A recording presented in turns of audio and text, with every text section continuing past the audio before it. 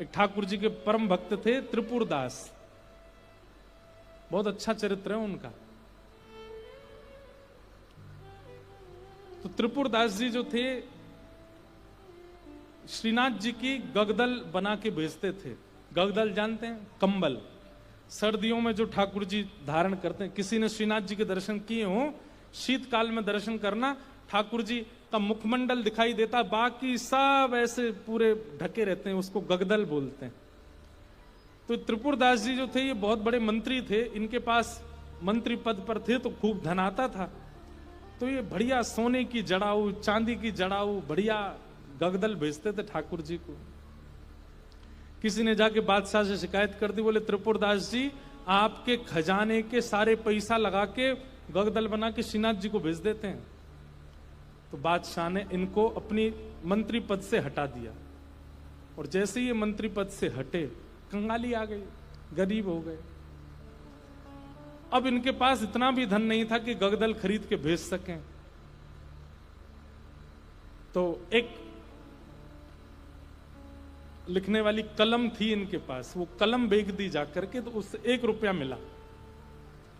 1 रुपया से इन्होंने जो वस्त्र खरीदा, बिल्कुल 3rd क्लास वस्त्र खरीदा, 1 रुपए का आया। मन में बड़े दुखी थे, बोले ठाकुर जी मैंने कभी ऐसा वस्त्र आपको भेजा नहीं, लेकिन क्या बताऊं, और कोई मेरे पास चारा नहीं। वो वस्त्र खरीद करके और उस पर प्रेम से हृदय से लगा के उस पर बढ़िया सुंदर कुछ रंग रोगन किया, जो जो उन पर उपस्थित था। थोड़े थोड़े इत्र बचे थे, इत्र लगा दिया और किसी के हाथ मंदिर भिजवा दिए। पहले तो हमेशा खुद जाते थे जब मंत्री थे, लेकिन अब मन में सोचे कि कहीं मैं ऐसी अवस्था में मंदिर गया, गुसाई जी ने अगर मुझे इस अवस्था में देखा तो वे कहीं मुझ पर कृपा करने के लिए धनराशि ना दे दें, इसलिए खुद नहीं गए, किसी के हाथों भिजवा दिया। गगदल नहीं बना पाए थे, चद्दर बनी थी, बस भिजवा दी। और कोई बात नहीं, ठाकुर जी समझेंगे मेरी परिस्थिति। शीतकाल का समय आया, यहां पर वो चद्दर जैसे ही पहुंची तो भंडारियों ने सोचा ये तो बिल्कुल सामान्य स्थिति की है, ये ठाकुर जी की सेवा में क्यों जावे, ऐसे ही रख दो इसको कहीं किनारे, किनारे में कहीं रख दी। शीतकाल प्रारंभ हुआ, जैसे ही ठाकुर जी को गगदल पहनाई, रात्रि में शयन करा करके गुसाई जी चले गए। रात भर गुसाई जी ठिठरते रहे, मुंह कांपते रहे, हाथ पर कांपते रहे।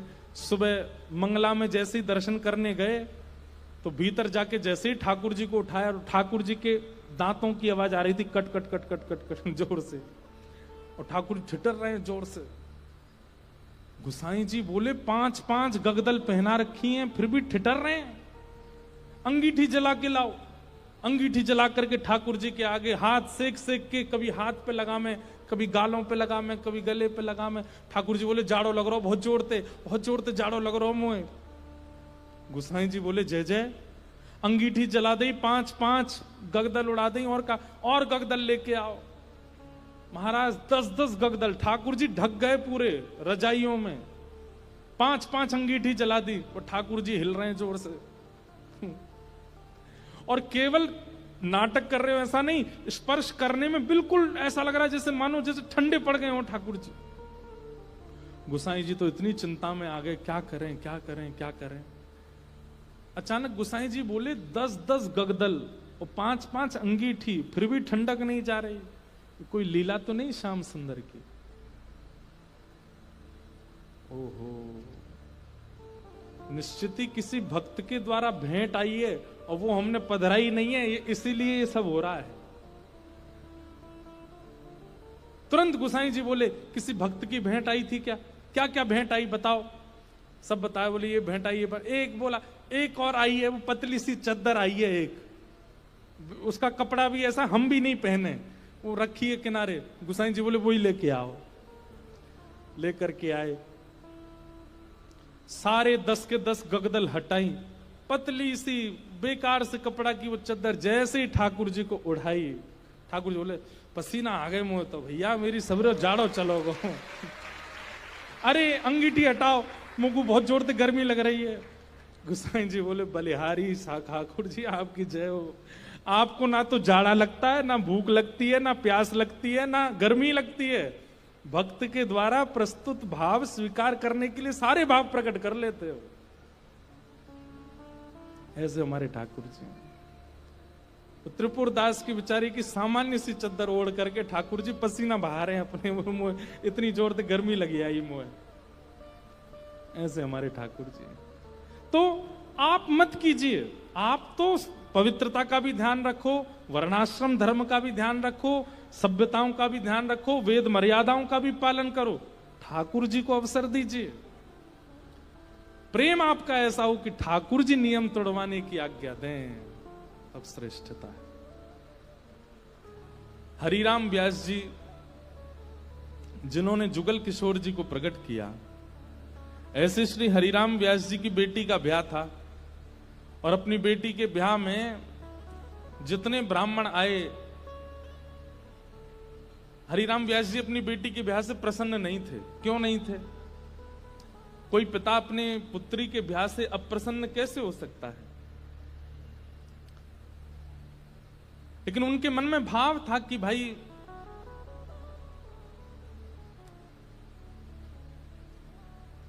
वृंदावन से बाहर क्यों जा रही हो? अपनी बेटी से कह रहे थे कि भाग्य होता है तब वृंदावन प्राप्त होता है, और तुम ब्याह करके अपने पति के साथ विदा होकर के वृंदावन से बाहर जा रही हो, ये मुझे अप्रिय लग रहा है। बेटी ने कहा, पिताजी ये तो स्वभाव है कि बेटी को बाहर जाना ही पड़ता है, और बाहर कहां, जहां पति का घर है वहां जाना पड़ेगा।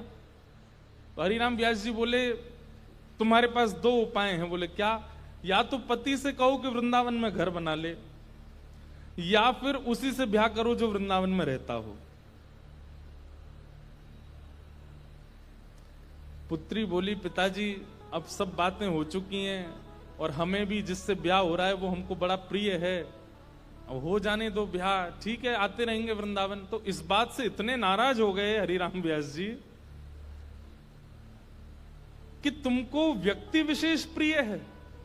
अरे हरिराम व्यास जी तो ये तक बोल गए थे कि भाई लंगड़ा हो, वृंदावन का हो तो उससे ब्याह कर लो, कोई गुण ना हो लेकिन वृंदावन का है तो ब्याह करो, क्योंकि वृंदावन रहने को मिलेगा। लेकिन तुम और गुणों को देख करके वृंदावन छोड़ करके जा रही हो, ये तुम्हारा सबसे बड़ा दुर्भाग्य है। तो अपनी बेटी के ब्याह से प्रसन्न नहीं थे, तो हरिराम व्यास जी की पत्नी और बाकी बच्चे बोले, पिताजी को रहने दो नाराज, हम तो ब्याह करेंगे आनंद से। और हरिराम व्यास जी के शिष्य थे ओरछा के राजा मधुकर शाह, उन्होंने पूरी शादी की व्यवस्था की, लेकिन हरिराम व्यास जी की भौएं चढ़ी नहीं। और ज्यादा दुखी तो वे तब हो गए कि उन्होंने एक शर्त रखी, चलो ठीक है ब्याह कर रहे हो तुम, अपनी मर्जी से कर रहे हो, सब ठीक है, लेकिन पहली पंगत वैष्णव जनों को, संत जनों को, रसिक जनों को करानी पड़ेगी। लेकिन जब ब्याह का प्रसंग आता है ना, तो घर के लोग इन सब चीजों पर विश्वास करते नहीं है। घर के सब सदस्य बोले, पहली पंगत तो बारात की होगी। बोले पिताजी ने कहा संतों को कराओ। बोले बोलने दो उनको, तुम तो उन्हीं को करा दो। और रही बात संतों की, तो एक काम करते हैं, पहले ही पूड़ी कचौड़ी जो भी बना है दावत में, पहले ही निकाल करके अलग धर देते हैं, जब संत आएंगे उनको पवा देंगे। हरिराम व्यास जी को ये बात पता चल गई तो इतने नाराज हो गए। उनका एक पद भी है,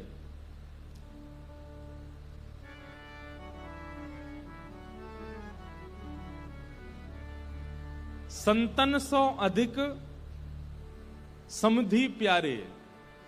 बोले संत इतने प्रिय नहीं है, वो समधी बहुत ज्यादा अच्छा लगता है, उसको तो गरम गरम खवा रहे हैं और संतों के लिए अलग निकाल दिया है। बड़े नाराज हुए, बोले संतों का अपमान कर रहे हो। बेटी बोली, पिताजी मेरा ब्याह है, आप बिल्कुल खुश नहीं हो। बोले मुझे खुशी करानी है तो वृंदावन से बाहर मत जाओ। ब्राह्मण लोग आए जो ब्याह पढ़ा रहे थे, तो हरिराम व्यास जी बड़े विद्वान थे, तो ब्राह्मण आकर के बैठे, सबने बैठ करके हरिराम व्यास जी से वार्ता की। तो ब्राह्मण सब बोले, व्यास जी कोई अच्छी बात सुनाओ। तो हरिराम व्यास जी पद गाने लगे, वे मरे जिन मेरे घर ब्याह पड़वायो।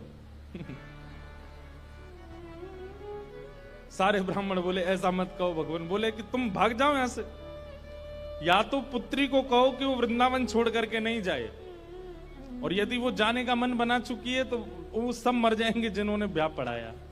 ब्राह्मण तो घबरा गए। फिर अंत में मधुकर शाह जो राजा थे ओरछा के, उन्होंने हरिराम व्यास जी को प्रणाम किया। बोले मैं जिम्मेवारी लेता हूं, आपके दामाद और बेटी बाहर नहीं जाएंगे, मैं यहीं घर बनवा दूंगा, वो यहीं रहेंगे। तब हरिराम व्यास जी प्रसन्न हुए। मतलब हम संसारी लोग हैं, हमारे लिए कई बार रिश्ते नातेदार ज्यादा हो जाते हैं, ठाकुर जी से ज्यादा हो जाते हैं। हमारे लिए कई बार दिखावा ज्यादा हो जाता है,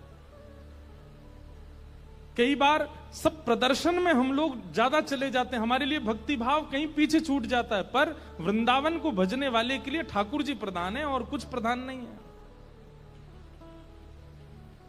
इसलिए वहां धर्म प्रधान नहीं है, प्रेम प्रधान है। एक भगवान के परम भक्त थे, नारायण दास उनका नाम था। बहुत ध्यान से सुनना। नारायण दास जी को भी वृंदावन से बहुत प्रेम था, और वृंदावन का प्रेम उन पर ऐसा चढ़ा कि वो गोपी भाव में रहने लगे। और कैसा गोपी भाव? श्रृंगार कर लेते, बिंदी लगा लेते, मांग में सिंदूर भर लेते, बड़े बड़े केश कर लिए थे, पैरों में नूपुर पहनते, हाथों में चूड़ियां पहनते और लहंगा पहन करके और बढ़िया सुंदर श्रृंगार करके किसी के सामने नहीं जाते थे। अपने गोपाल जी उनको तैयार करके, उनका श्रृंगार करके उनका भोग लगा के उनके सामने नाचते थे, अपने ठाकुर जी के आगे। और किसी को नहीं दिखाते थे, बस अपने ठाकुर जी को दर्शन कराते थे।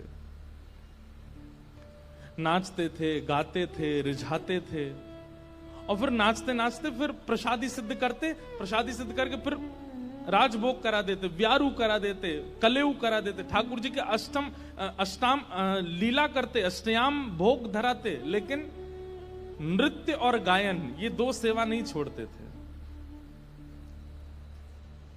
लेकिन धीरे धीरे वैष्णवों ने उनको देखना, ढूंढना शुरू कर दिया। लोग उनकी कुटिया में जाने लगे, तो वैष्णवों को तो वो बैठने देते थे। बोले आप सब तो ठाकुर जी के समान हो, आपके सामने तो मैं नाच सकता हूं। सब लोग इधर देखो, ध्यान से, आवाज आ रही है हमारी?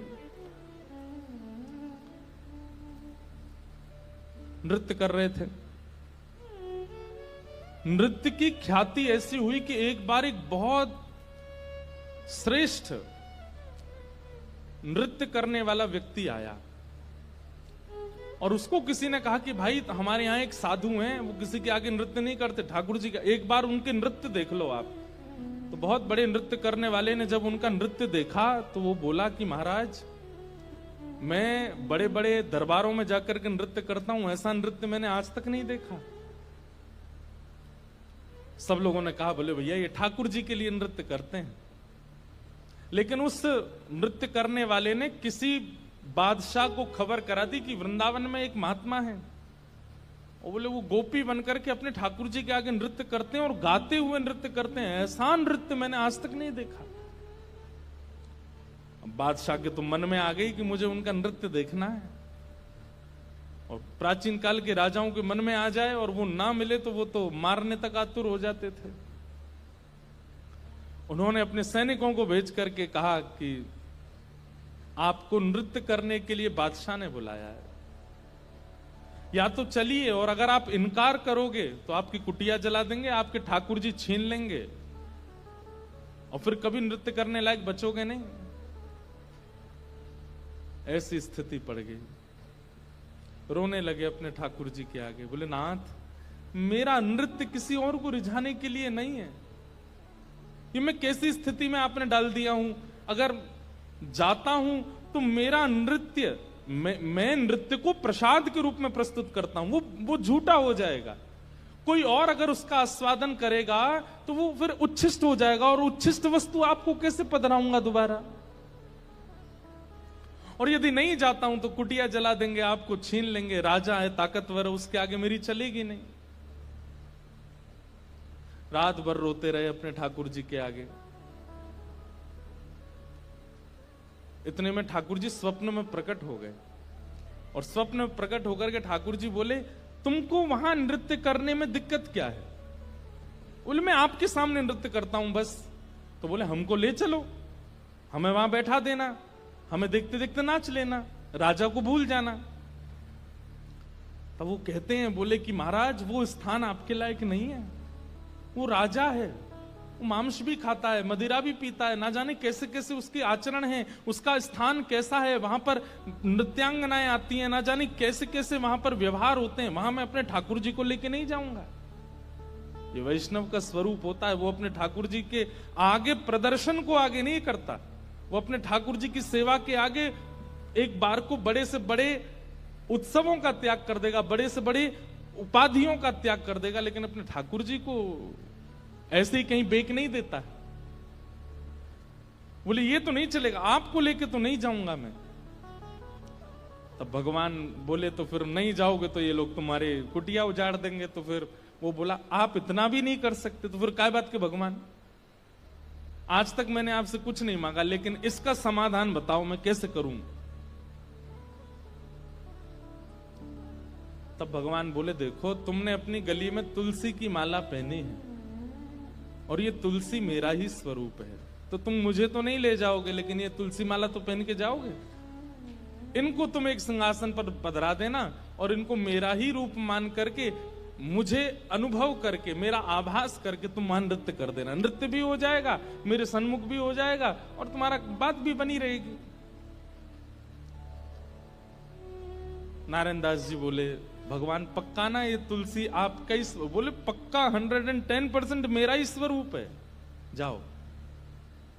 नारायण दास जी गए और राजा के यहां जाकर के बोले, महाराज मैंने गले में जो ये माला पहनी है बड़ी तुलसी की, इसके लिए मुझे एक आसन दे दो, मैं इनको पधरा करके फिर नाचूंगा, नहीं तो ये तो विक्षेप डालेंगे। पधरा करके आसन पर और जैसे ही नृत्य करने लगे, उनके मन में कदापि ये भाव नहीं आया कि ये तुलसी हैं, ये केवल माला है, यही सोचने लगे श्याम सुंदर हैं।